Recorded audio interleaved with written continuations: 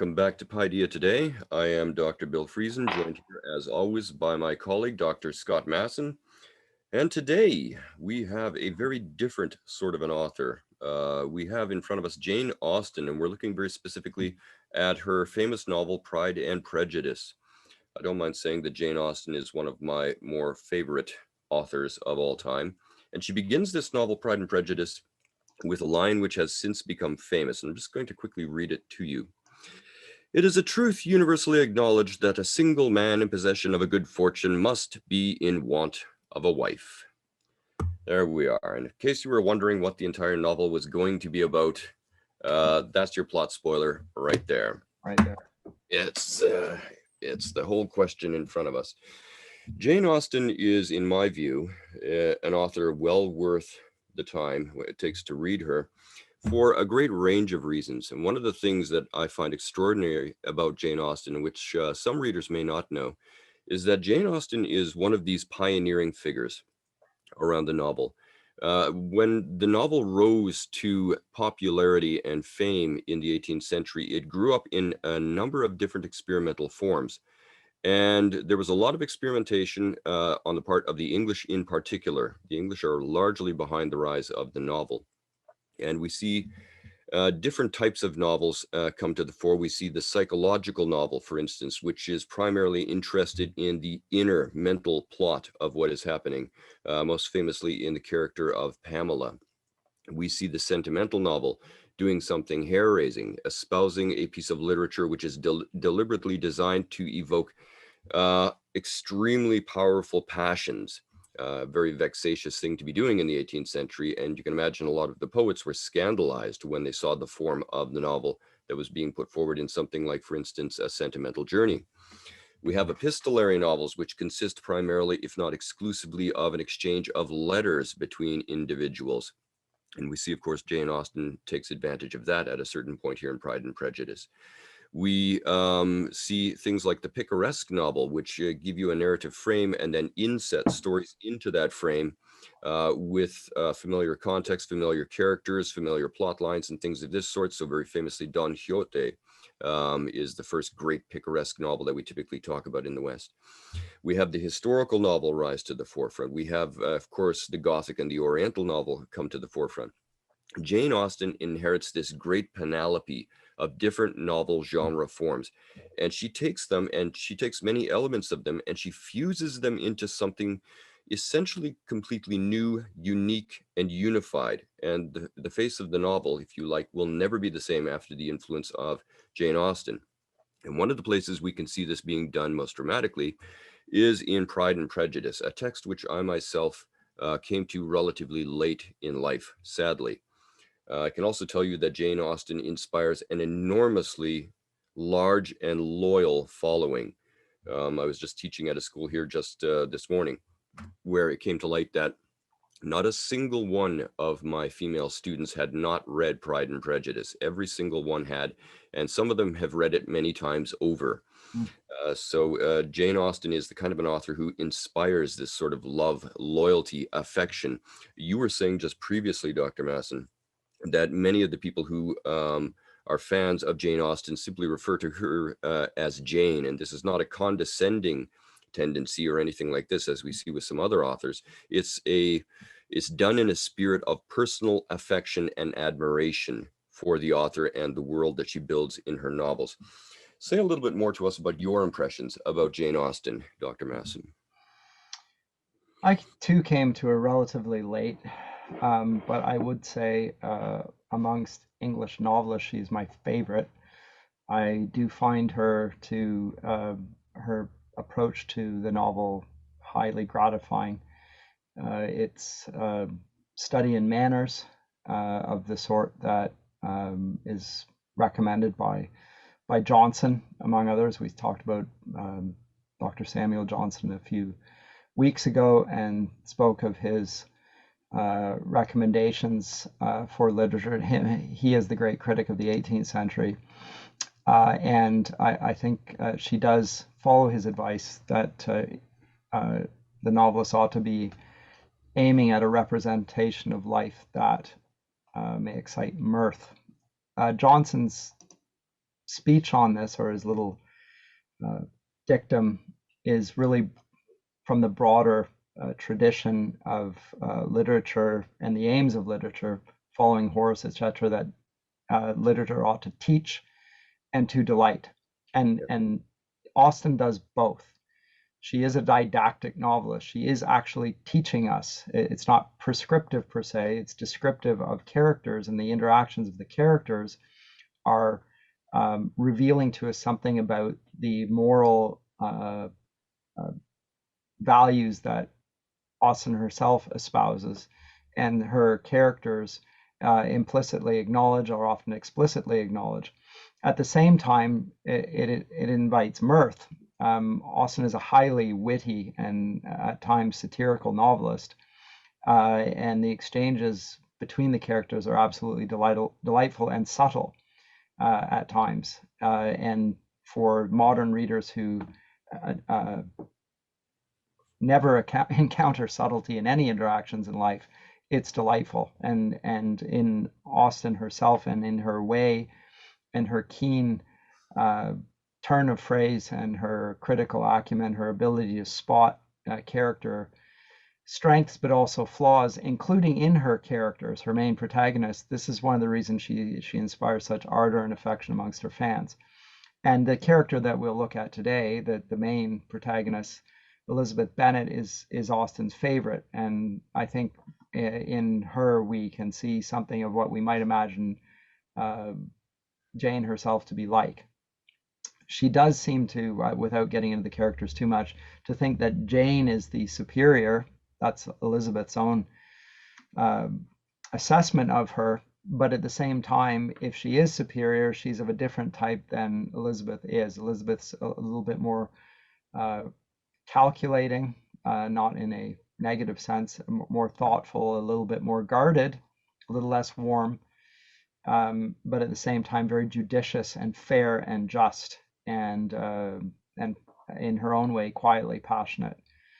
So these are qualities that are much admired, and at the same time, as I said, she is holding to the tradition of the English realistic novel in a way that makes it so persuasive that it does become, I think, one of the primary modes of representation in novels in general, such that we now think of novels virtually in their main substance as realism as the main aim. And there are now other types of genres of novels that surround that, and you mentioned some of them, the early origins, but they tend to be subgenres almost. The main genre is realism, and I think Austen is in large part responsible for that. Yeah, three things you oftentimes hear said about the novel in this period, whether it's mid to late 18th century or moving into the Georgian period as we encounter with Austen, is that the novel is typified by three characteristics that set it apart from other forms of literature. One of them you've already mentioned here, realism. The stuff of the novel is everyday stuff dramatized, and you're not going to encounter much action in Pride and Prejudice or other novels like it, which you couldn't potentially imagine yourself experiencing in day-to-day life. Many of us are concerned with the dynamics of relationships, romantic relationships, the notion of what constitutes the ideal spouse, and things of that sort. We are concerned, hopefully, with matters of etiquette, propriety, manners, and how this reflects in turn upon deeper matters of morality and ethics. So that's all very realistic. And this is something which is being very carefully explored by Austen. She looks at the everyday essentially with a new eye and allows the reader to see it afresh in ways that are oftentimes startling, informative, wondrous, intriguing. And you can find it in everyday things, everyday matters, everyday concerns. There are no grand epic heroes here. There are no monsters to fight. There's nothing like that. So realism is one of these features. Another feature that is typically mentioned of the early novel is that it is not a literary form, at least initially, which is proper to a highly cultured, highly educated person from, let's call it, the upper classes. The novel is aimed at, and this was oftentimes said very pejoratively about the novel, at middle to lower class readers and readership. And so it would deal with matters which were also familiar to such social classes. Mm-hmm. So social class actually matters to the early novelists. And we're going to see a bit of that tension explored in some rather refreshing ways by Austen herself, between her main character, Elizabeth Bennet, and Mr. Darcy, who belongs to that upper echelon Hmm. of society. There's tension there, and Austen unpacks that. And that's something you would expect this era of novel to be doing. So it's socially situated, middle to lower. It's realistic in the way it actually portrays the world, and it's also associated oftentimes, though not always, in the beginning as being a form of literature which is more germane to a female readership. So a lot of people talk about the nature of the novel and how this speaks to female identity, female concerns, what have you. It was oftentimes, well, they were described sometimes as pot boilers, because women who were engaged in domestic work of some kind would oftentimes get distracted by this very female form of literature, and the pot would boil over. So thus it's a pot boiler. And again, this is said very negatively. So the novel had a lot of, it had a lot to prove at the time of Jane Austen's work. It was surrounded by quite a stigma in many circles. In any event, Certainly, it's the case that writers, even after this, would never aspire to be a novelist. They would first and foremost wish to be a poet, and to make their reputation in that. And if they had to, then they would write novels, like Hardy, for instance. The yeah, same. He wanted to be known as a poet. Um, he's a good poet, but he made his reputation primarily because of his novels. But that would have been a subject of dissatisfaction to him, I think. And so this attitude towards, or the animus against, the novel persists for a good wee while, even into the 20th century, I would say.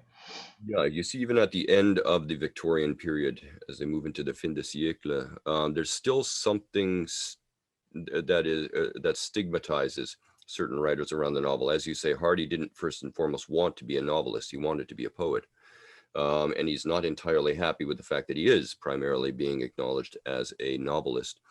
Um, we should also mention a little bit about, you talked about this already, the gentle but vivacious wit of Jane Austen's dialogue, and sometimes her narrative as well. It's genuinely refreshing, actually, to me. I go to, when I want to sort of stretch my brain a little bit with eloquence, I tend to read Samuel Johnson. When I want to be refreshed a bit in terms of quiet, gentle, poised wit, I read Jane Austen. And Jane Austen, one of the things she does with the interplay of wit in here is that she balances and builds a tension throughout the novel, between Juvenalian humor and comedy and satire on the one hand, and Horatian on the other. And I think that's something she's doing very consciously and strategically. There are times when that nasty Juvenalian edge of irony and humor threatens.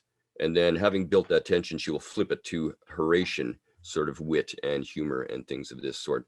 Hmm. I think it's very, very cleverly done, especially around the character of initially the exchanges between Elizabeth and Mr. Darcy at the front end. You see that threaten all the time. Oh yeah, And then it's it threatening to crops up boil again. over, and that's Yes. part of the delight, is that you get the sense that they really dislike one another. Oh, yes, intensely. And yet they have to be enormously polite about the ways in which they express that. Yeah. And they're both of them very clever. They're well matched in that respect. Yeah, yeah. And Yeah. the other thing I wanted to say, you mentioned the three features of the novel. Mhm. One that is really interesting to me is that this is the Romantic period. Austen is writing directly around the same time as Wordsworth and Coleridge are writing their works, and yet we can't imagine anyone less sympathetic to the Romantics and the revolutionary project than Austen. Austen is more in keeping with the moral sentiment of the 18th century, the continuation thereof. And what's interesting, however, having said that, is the subject of her study is the realm of classes that had been ignored in the 18th century, namely that of women, and in the domestic sphere. That this is the main stage for the action to take place. And when I say action, it's really the interaction between characters. There is very little by way of action in the novels. It's not that they're without interest or suspense. There is certainly some of that, but it's not anything like the Gothic novel. There's no horror. There's no great cataclysmic events. Even with a like a Downton Abbey begins with the sinking of the Titanic and the effect of it. There's nothing like that in an Austen novel either, really. So it really is the case that she's focusing on the domestic sphere, the sphere where women are to be found, and their interactions with men when they enter into that sphere. And at the same time, there's a sense that the two do connect, and that the center of all of public life in England does center around the domestic sphere. And this is really interesting. It's a very conservative way of looking at the world, that the great affairs of the world, which are taking place in the battlefields, are actually of less moment than the interactions between a man and a woman in a some country estate with marriage on the horizon. This is where families rise and fall, and this is her focus. And the reader is persuaded by this. Yeah, it's one notices very quickly here that the setting is almost invariably of a domestic sort, or maybe it's set immediately in front of the domus. It was, you know, standing, taking a turn about the grounds of the estate or something like this. But in any event, nobody's going abroad on great journeys and seeing No. spectacular sights and doing adventurous deeds, and that's not the stuff of you. You have some of that stuff in the more lurid sense towards the end of the novel, where you'll have that kind of action reported in dialogue, but you don't actually go there. That's not what Austen does. And again, that's a strategic choice on her part. I also want to mention just a little something here about her approach to the female and her approach to they're not really middle class. Well, they are sort of middle class. The Bennett family is provincial, with all the baggage that that term brings with it. And this, of course, is a reflection of Jane Austen's upbringing and environment also, because she was a rather provincial creature. And of course, again, a rather negative air surrounds that, and Mr. Darcy makes that explicit at certain points. In fact, he's quite scathing about this aspect of Elizabeth's identity. But as this is playing out in some senses, one thing you'll notice very quickly with Jane Austen is that, yes, there is a plot. There are some dramatic occurrences in the plot within the scale of the events of the novel. But at the end of the day, one of the things that most people say to me after having read Pride and Prejudice is that really it's not so much about the plot, it's about the characters. And this is what allows them to build such deep personal bonds with not only the author, but also characters in the text itself. I had a young man in one of my classes who was forced by me, more or less at gunpoint, to read Pride and Prejudice, kicking and screaming. I dragged him into the novel. And he said to me with a degree of dismay afterwards, he said, I don't know why I felt compelled to continue reading. I mean, I read the first chapter, and essentially what happens is Elizabeth Bennet and Mr. Darcy meet one another at a ball and decide they don't like each other. And that's it. But you're actually getting to know these characters. Like Elizabeth Bennet is assessing the character of Darcy, and that sets off the action. He in turn assesses the character of Elizabeth. Both of them get it disastrously wrong, which is the engine that drives the plot. And both of them have good judgment. So this is Yes. also one of the immediately humorous things. These are, and this is another Both of them are interesting. famous for their judgment. Yes, in fact, they look upon most of their peers around them. Darcy looks to Mr. Bingley, for instance, for comparison, and when it comes to prudence and temperance and judgment, and he finds Bingley somewhat wanting. He's going to engage in, Likewise, Jane. Yeah. yes, he's going to get himself mixed up with this provincial girl, Jane, and he puts an end to that. Thank you very much, because he can discern where that's going to go. And when he's confronted by that, or with having done this by the incensed Elizabeth, he calmly defends his actions. He doesn't feel guilty about it. So he'd do it again. Yes, he's full of frank candor and what have you. Elizabeth also is surrounded by, for lack of a better word, socially speaking, by fools, with the possible exception of Charlotte and Jane, and I would say her father, but no. In fact, no, her father is. Yeah, we're going to have to talk about him and the nature of fathers and daughters and marriage and how that all fits together for Jane Austen. But here's one of the disarming things again, and no, not even disarming, that's the wrong word. The endearing thing about the characters of Jane Austen. Elizabeth Bennet makes mistakes. She recognizes that she made mistakes, and she's able to laugh at herself. immediately adds another layer of complexity to the character. This is not somebody who is hidebound in their views on society and the individuals who populate it. So she's willing to recant, she's willing to change things, and so on and so forth. The incredibly haughty Mr. Darcy also admits that he's got stuff wrong. And so this, again, this adds another wrinkle of complexity to the interactions of characters who can do that. So they have famously good judgment. They can both recognize their errors. Elizabeth can even laugh at herself when she makes the errors. So it's fabulous stuff on this front. I do want to backtrack before we lose sight of this entirely, of the stigma that attaches to the novel and novel writing at this time. There's an anecdote, I don't know how much truth there is to this, that Jane Austen back in the day wrote in a part of the house which was typically not well traveled, and she situated a little writing desk there, and she knew that the floorboards on either side before people came into view would squeak.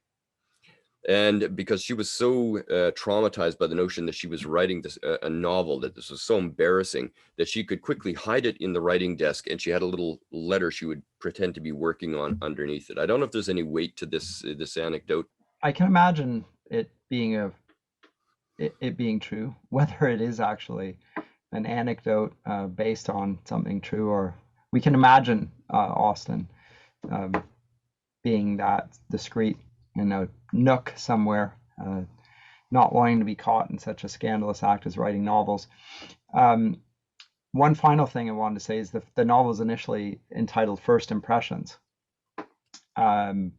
She wrote 6 novels, only 4 were published in her lifetime. This was number 2. It's called First Impressions. You can imagine why. The first impressions, you mentioned it in chapter 1, of the 2 become the basis for both of them, as I say, renowned for their wisdom and their candor, certainly in their own eyes, and their critical acumen and spotting character and understanding things, both of them being catastrophically wrong in their first impressions of the other. And it takes a whole novel to overthrow those false first impressions. And the Pride and the Prejudice, the novel then gets called that. Wherein lies the pride? Where is the prejudice? It seems it's on all sides. Yeah, and our initial impressions, of course, that the prejudice is Elizabeth. On Darcy's part, of course. Yeah, but it ends up being a two-way street. You're quite right. He's most obviously so. I mean, at first it's from the vantage point of Elizabeth, right? And at first we intensely dislike him for landing her in this position, and that of course sets him up to then become the dark horse figure that he is. And in fact, he never was a dark horse figure. He was always the big catch. He was the virtuous character that we ought to have admired throughout the novel, and yet because of her judgment against him, we the reader are colored in our assessment of him until he flips and shows his admiration. Well, one of the things I think that's very clever by Austen here, she writes Darcy so that at the beginning he doesn't just create this sense of aloofness and arrogance and condescension. To some extent, she really colors him rather epically as such. He is a snob par excellence, and Yeah. he alternates between boredom and disgust when he has to interact socially with these people out here, these provincials. It's superb.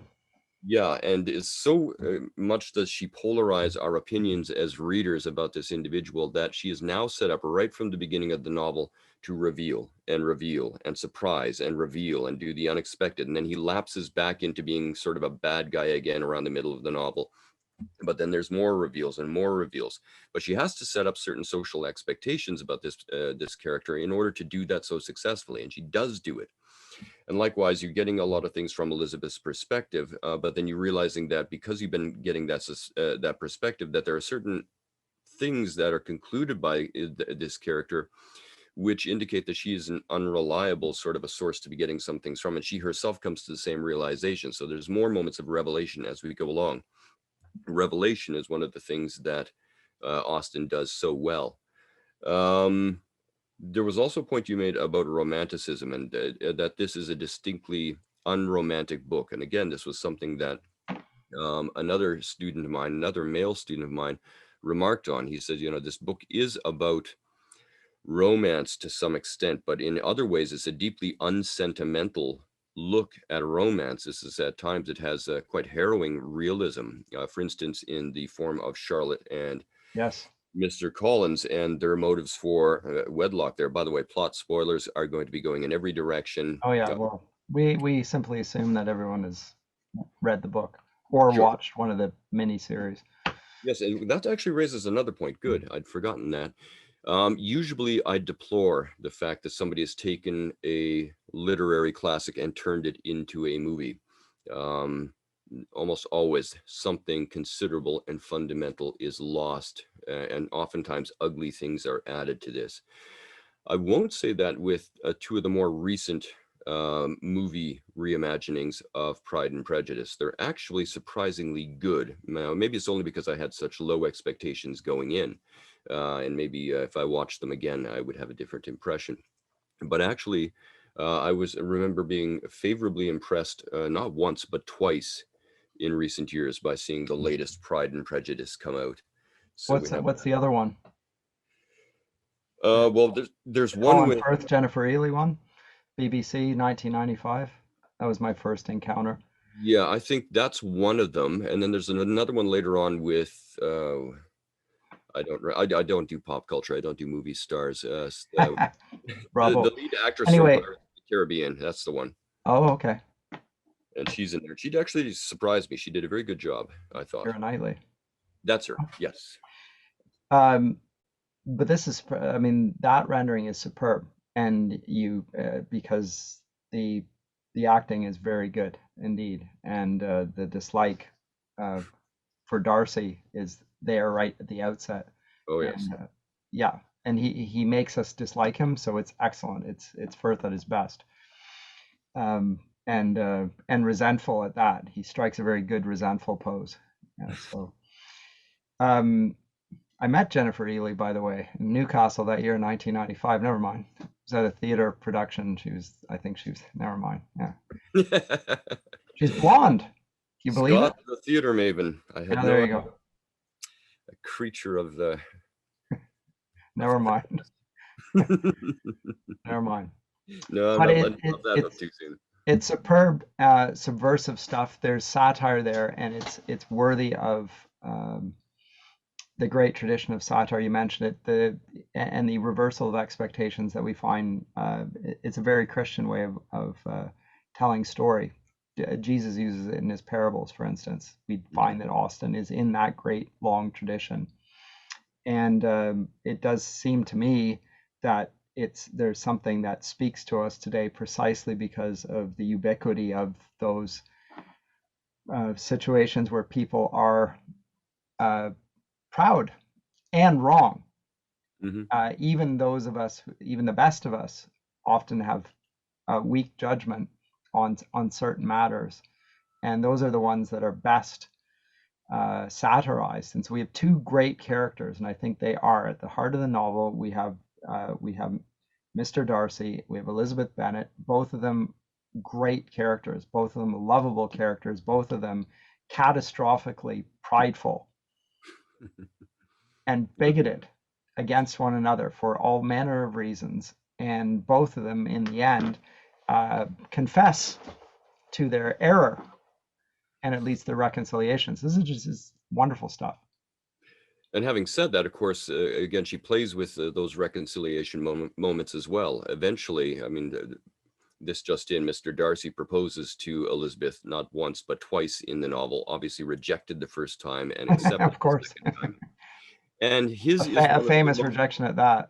One of the most catastrophically awkward proposals ever framed in English. Mr. That was terrible.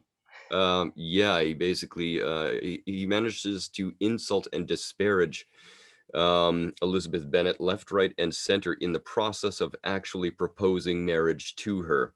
Yes. It's absolutely hilarious. Note to reader: don't do this. That's right. If you want to know how to blow up socially, do that. And he is on the receiving end of one of the most ferocious invectives deployed in literature in this period, as Elizabeth Bennett lights him up, as he justly deserves, richly It's deserves. it's pretty good. Yeah. You also have other sub marriages. I tend to think of them in here as well. Obviously, marriages Like a at this. subplot. I mean, you can think of it as if it's a theatrical performance and there's a drama unfolding before us. That's what we have in The Sisters. We have subplots, and they do enrich one another, the plots, because they are foils, as it were. They're right. But Uh, they're in conversation with the main conflict, marriage conflict between Elizabeth and Darcy. yeah. And so they're not just running parallel, they interact and inform and elucidate aspects of that central strand of the plot. So we see, for instance, there's a character in here if named Mr. Collins, a clerical figure, who again is absolutely hilarious. You seldom run into a more pompous, pedantic fool than Mr. Collins. He is I would imagine that the competition to act that role in a movie or theatrical version of Pride and Prejudice, and yes, there are theatrical versions of it, the competition to play that role is probably pretty stiff. It's a meaty character. It's Oh yes, this guy does foolishness in ways that I had not expected ever in all my life to see, and this gets bound up with his designs on Elizabeth Bennett yeah. in terms of marriage, And he's way and out of his league there, of course, and he is we're so completely. and that's part of the delight in it. Yeah, it's difficult to think of a worse match in terms of characters than Mr. Collins and Elizabeth Bennett. They're at opposite ends of so many spectrums. It's hilarious. And yet he takes himself dreadfully seriously, which Totally. catalyzes all the hilarity. But Mr. Collins is in possession of a secure future. Mm. And so this, of course, brings in one of your hobby horses of discussions over motives for marriage. Is it for the sake of security? Is it for the sake of social affluence?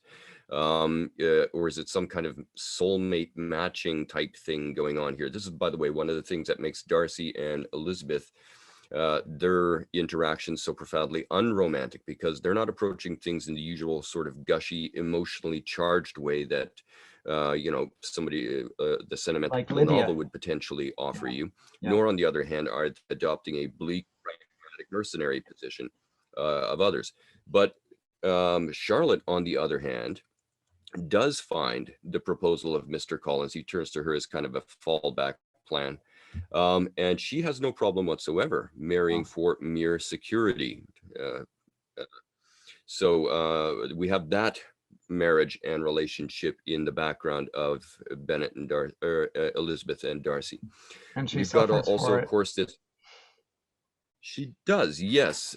And I was not that long ago, I was again in a classroom environment, and the women were very positive about the novel at that point, and the guys perhaps less so.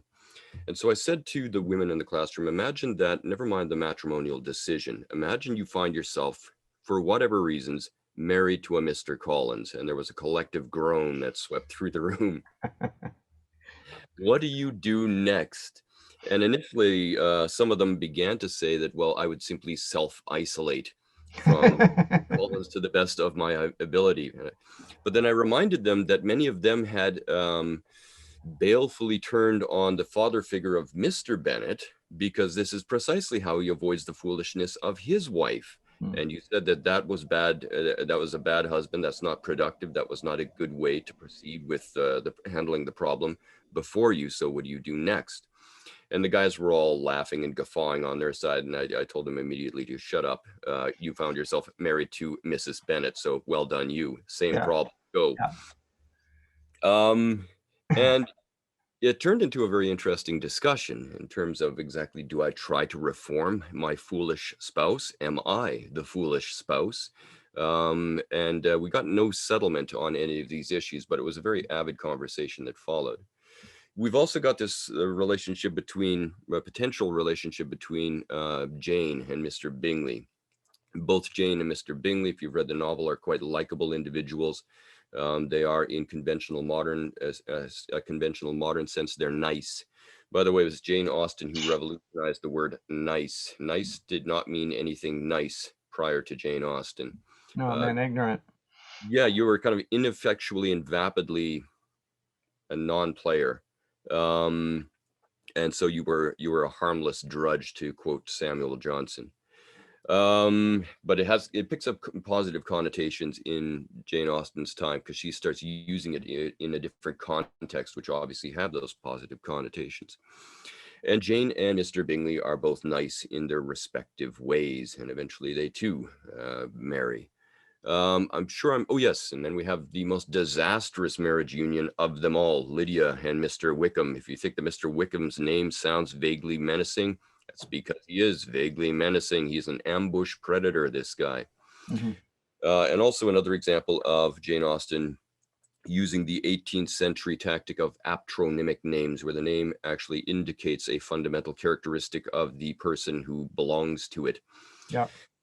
And we have the foolishness of the Bennett family is realized in its highest, most dramatic form in Lydia's elopement with Mr. Wickham and all the disasters that come out of that. And it's much more disastrous than you might think. A lot of people think it might merely be the destruction of her reputation, but there's a knock-on effect to what Lydia does with Mr. Wickham, which threatens the entire social world of Elizabeth Bennet.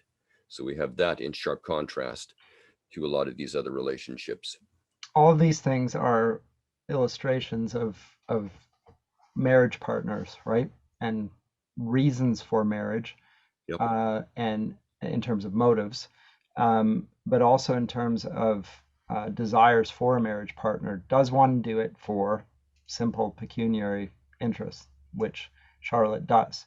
Yep. Clearly, with eyes open, she's aware of that she's marrying a great fool and is willing to subject herself to that. Okay, is that a good motive? She thinks it is because she's open-eyed about it. She regrets it, I think. She's stuck with him now and finds it insufferable, begs Elizabeth to come visit her and do it often, right? Because she's with this man now, right? And she knew what she was getting into. However, once she was into it, she didn't quite realize what it would be like an experience. So I think there's a study in contrast there. Charlotte is in some ways Jane's equal. She's bright and very gifted. She's less vivacious, perhaps, but she's very bright, and morally she seems to have integrity, but not quite at the level of Elizabeth. I think the marriage ideal is of intellectual, moral equality. That's it's not just for love. That's to some degree what we see in Wickham, as you call him, a predator, and Lydia, who is just a fool, Yeah. and the sort that is easily persuaded by the Wickhams of the world. Jane, on the other hand, is clearly a good character, but less critical in her insight, and she's a good match for her husband then. And there are comments from other characters to the effect of both of their characters. Even her father is aware of her weaknesses, and it's one of the really things that I find really interesting is how acute the characters can be in their judgments of other characters, but how blind they can be to their own faults. And that's just realism once again. Mm-hmm. And it goes all the way up to the characters at the peak of the Austen hierarchy, which is Darcy and Elizabeth. They are also blind to their own prejudices on that. In spite of that, this goal of equality, I think that one of the beauties here, and it's true of love in general, is they think that they are marrying their superior. Even Darcy in the end, and this is what's so satisfying, he begins by looking down from a great height upon the Bennet family. And even the best of the Bennets, Elizabeth, which she acknowledges, is not really worthy of his consideration, which he says to her in his first proposal. But in the end, he regards him to have won the lottery, as it were. She is his superior. Now, this is not socially, it's not financially. He sees her as his moral superior. And that is very satisfying. And Jane is then teaching us the importance of a moral goodness above all things. This is why I say she's a moral novelist. She also, despite the her parents, which are presented as two fools of different sorts, Yes. both Elizabeth and Jane honor their parents. They never speak disrespectfully to them. They, when they do speak to them and seek to uh, bring them into some sort of correction, they do it aside. And so Elizabeth upbraids her father for not restraining Lydia.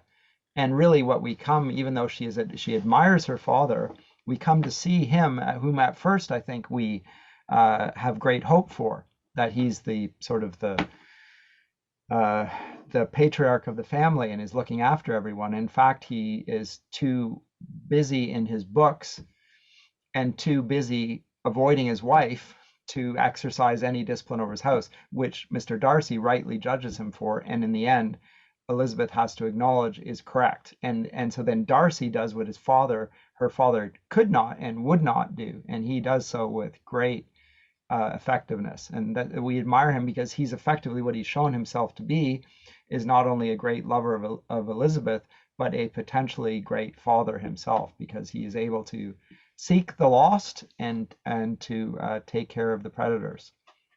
Yeah, he comes across as in the beginning of the novel as at times an exasperating but somewhat likable character. But as the novel progresses, one's impression of Mr. Bennet, I suspect, if one's being honest, deteriorates and deteriorates. If he is presiding over a house largely populated by fools, the person whose fault that is none other than the man who is continuously retreating from the foolishness. He retreats back into his library and the intellectual world and what have you. Um, he shirks his responsibility. He had an obligation to involve himself in the character building and domestic well-being of that household, and he has been remiss on these accounts.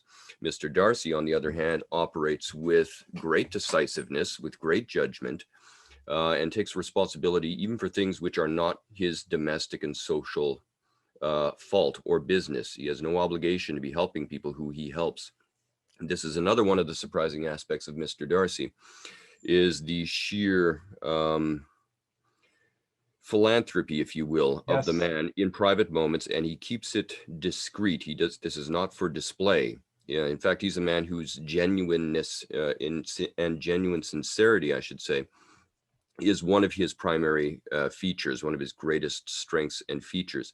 If he disapproves of something and you push him on it, he will tell you point blank that he disapproves of something that you have done. On the other hand, when it comes to positive things, likewise, he's direct, he's straight, and he'll take care of that. And there's not a lot of fanfare. Somebody said Mr. Darcy at the beginning of this novel was playing hard to get. And my response was that the man's not playing. The man is hard to get. Yeah. Yeah. No, he is at the height, the apex of this social aristocracy. Obviously, there are those who are higher in the estate of life than Mr. Darcy. He's only merely a country gentleman and so forth. He's not. He's not a monarch. He's not one of the. He's not a count. He's Mr. Darcy, right? That's But right. he nonetheless has a great estate, and those who operate on that estate have nothing bad to say about him. He treats them with the utmost respect and care, and this shows his basic humility and also his decency. And this is something we don't expect at the outset. We see the aristocrat, I'm not going to consort with the likes of you. In the end, he regularly treats with engages with those who are not the like of him, namely his the people who work on his estate, and they revere him because of his good treatment of them. So again, when he is in the company of people, we can see that there's a judgmentalism, but in God's eye, when nobody's looking, he does the right thing for the right reason. And this is part of what wins him. And it's at that moment when when Elizabeth hears that he is well respected by those on his estate, that's when she softens. So those who are naturally his inferiors, he actually treats them well. There's no reason for him to have to do this, but he does so out of the goodness of, okay. So Yeah. it's amazing. Those little subtle things, the ways in which you can see a woman's mind changing about somebody. Yeah, I mean, we're back to a bit of a almost a medieval dichotomy in that when the man is out on display in public, he can be quite monstrous. He can be quite savage. Exactly when you expect him to be on his best behavior is oftentimes when he has no problem allowing it to hang out. That he holds certain individuals and practices in contempt, and he considers himself infinitely above them. Whereas, surprisingly, again, behind closed doors is where you actually see the goodness of the man deploy himself. And usually it's the other way around. You'll see, Yep. when the door closes and you're in private, that's when the nastiness comes out. But with Mr. Darcy, it's a complete inversion of exactly that world.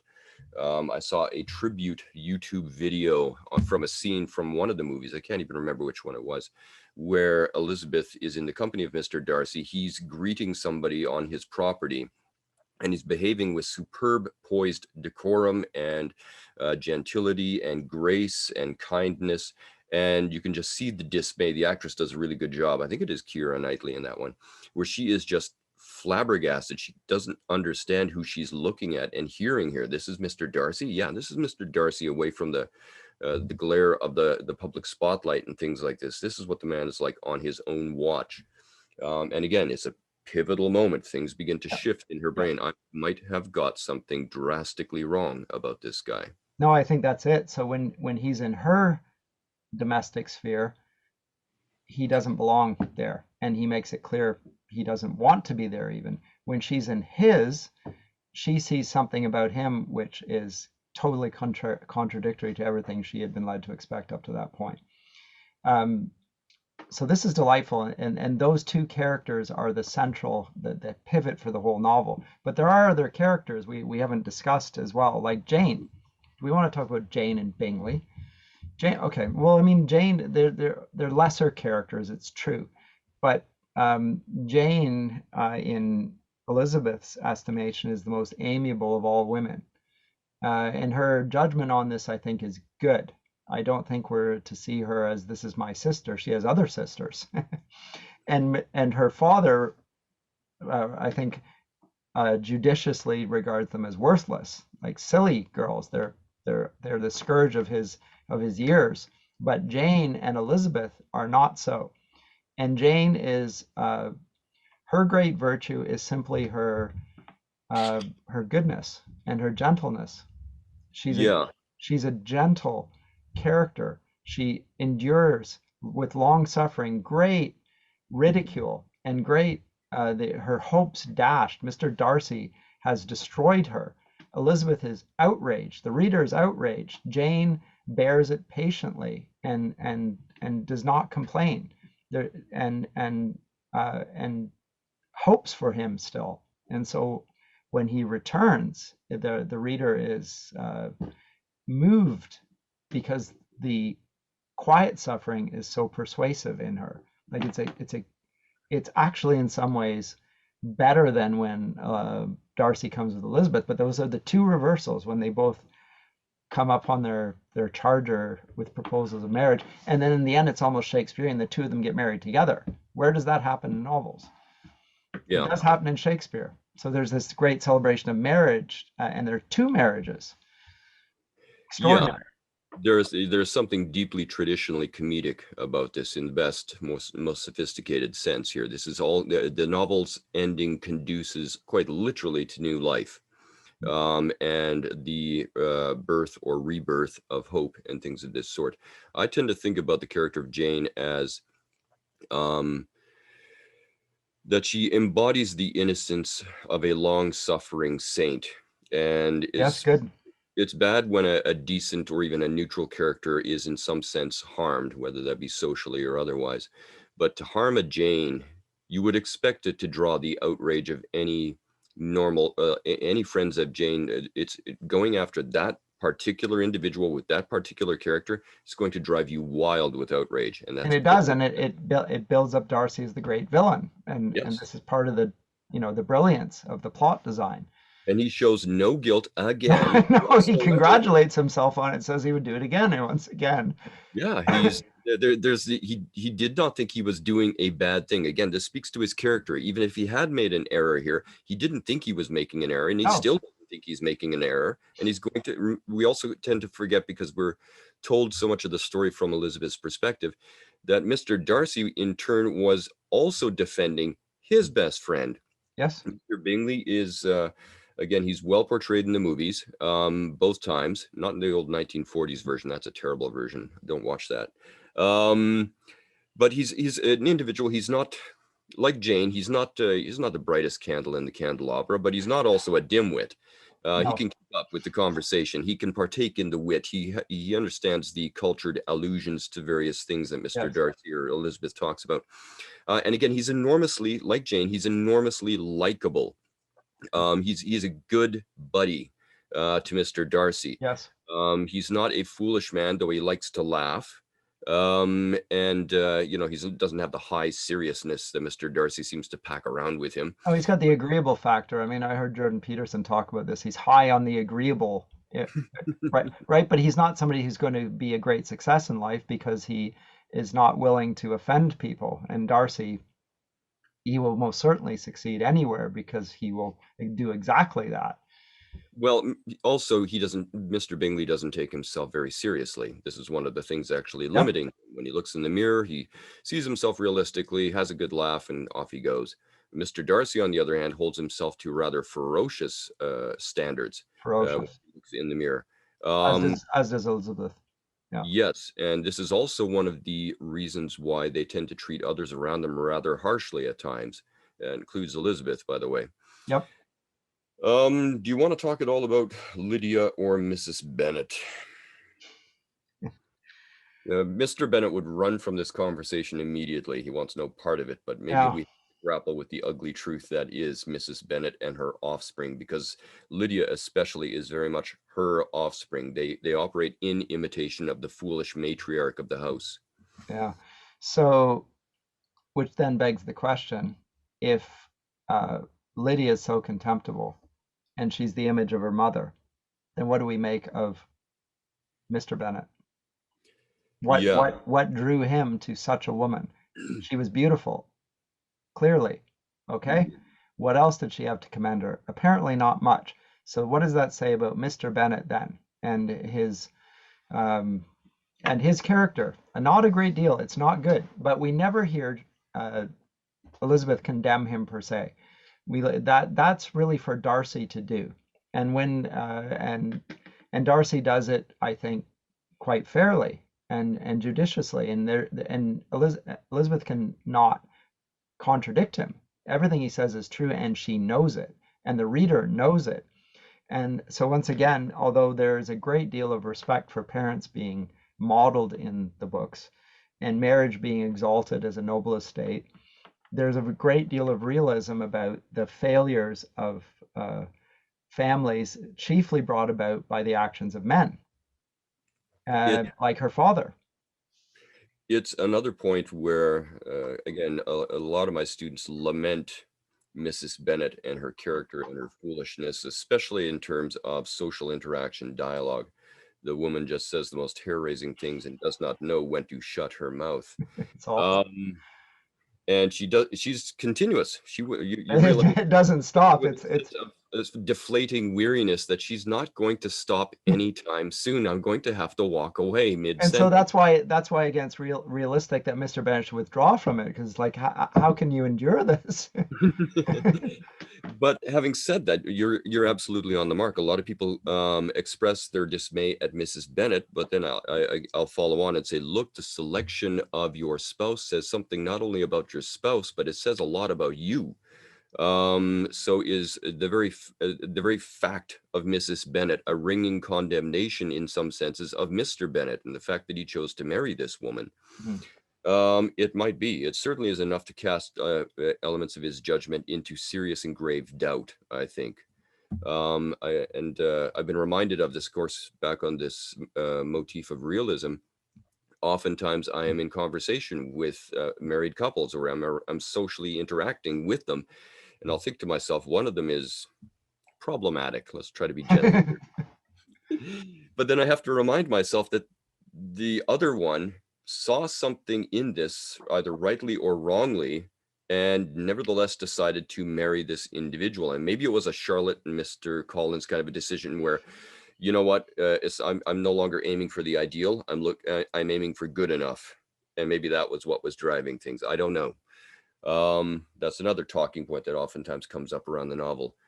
Is good enough when it comes to choosing your mate? And how exactly does that play out in real life or in the novel and stuff like this? Because you have that with Charlotte and Mr. Collins. Well, that question then begs the further question is of how good are you?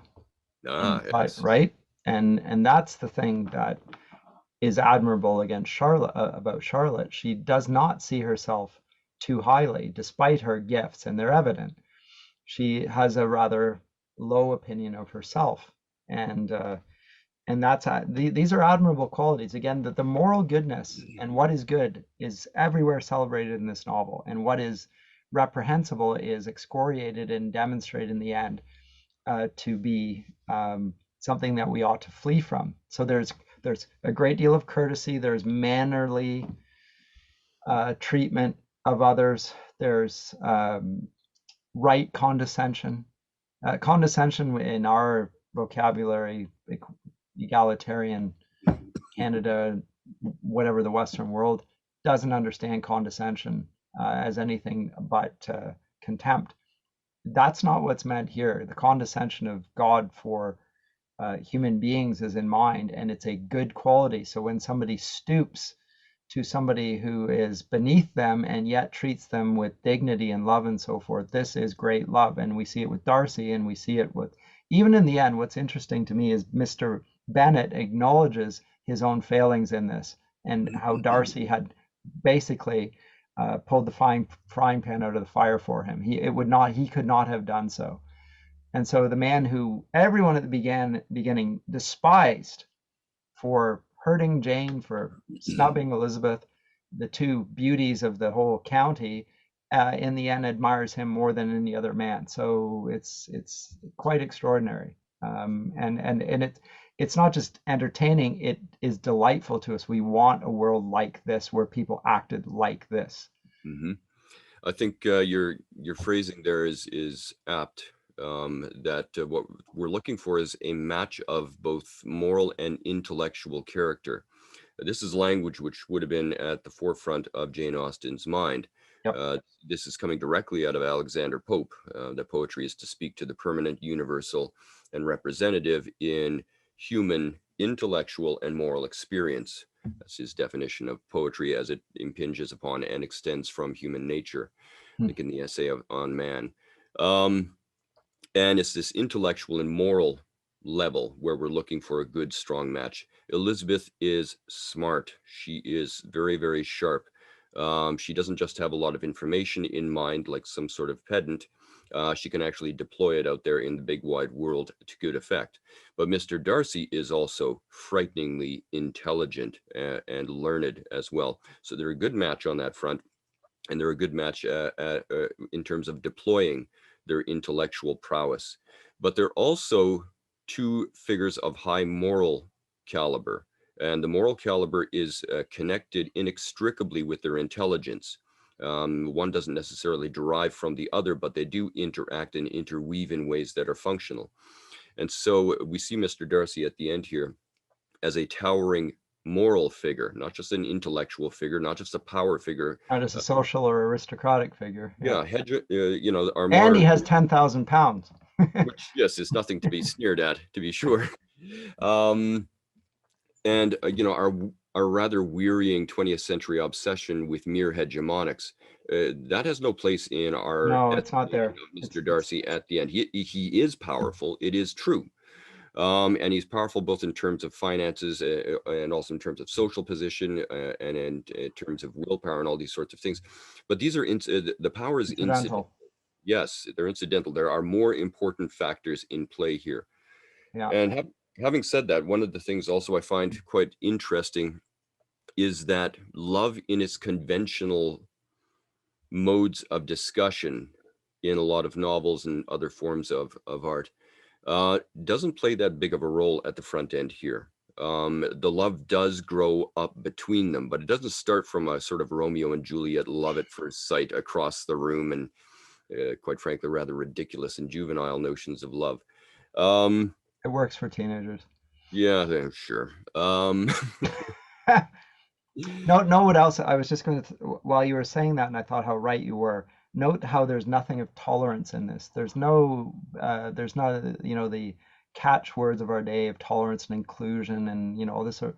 That is this sort of quiet um, acceptance, but there's no great loves, there's no great hates. This is a book full of love and hate. We loathe certain characters in it. They're loathsome to us, and we don't feel that we're doing anything wrong by doing so. We can sense that Jane loathes something in them. At the same time, they're not being villainized to the point where they're dehumanized. And mm, even the best characters we begin to discover are those that have judged so wrongly that they need to be humbled and humiliated even in their own eyes before they can move forward and become the characters that we end up loving in the end. Yeah. yeah.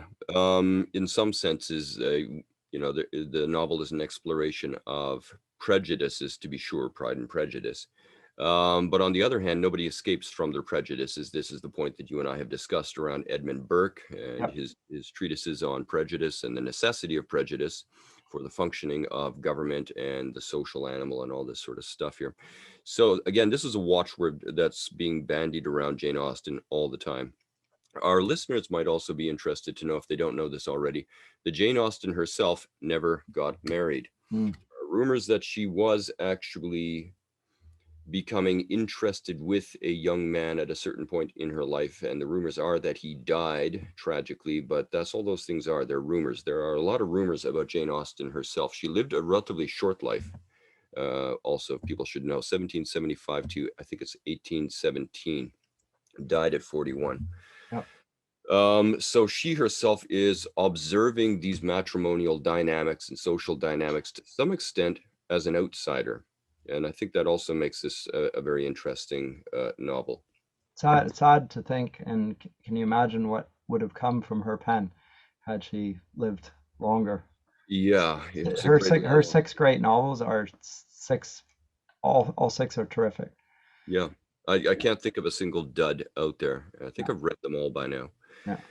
And some of them also have been turned into movie versions, but there I can't speak with much knowledge. I've not seen any of I've those. seen a few of them, but I mean, this is the one that grabs the most, I think. If somebody's read a Jane Austen novel, it's typically Pride and Prejudice. And if you haven't read Jane Austen already, I would humbly suggest you start with Pride and Prejudice. But It's probably the easiest. Bill, we've talked around this a lot. Do we want to say anything else about that we have not yet said in a one episode yeah, we could go podcast on on. this? We could go on for quite a while about just Pride and Prejudice alone. But yeah, for the sake of the podcast's timing, we may have to limit the scope to essentially what we've said so far. So let me then conclude. I said a couple of weeks ago that we'd not really ever solicited money supporting this, but we would appreciate it. Would help us to uh, continue to do this and finance projects that we have, master classes and so forth, production of a website.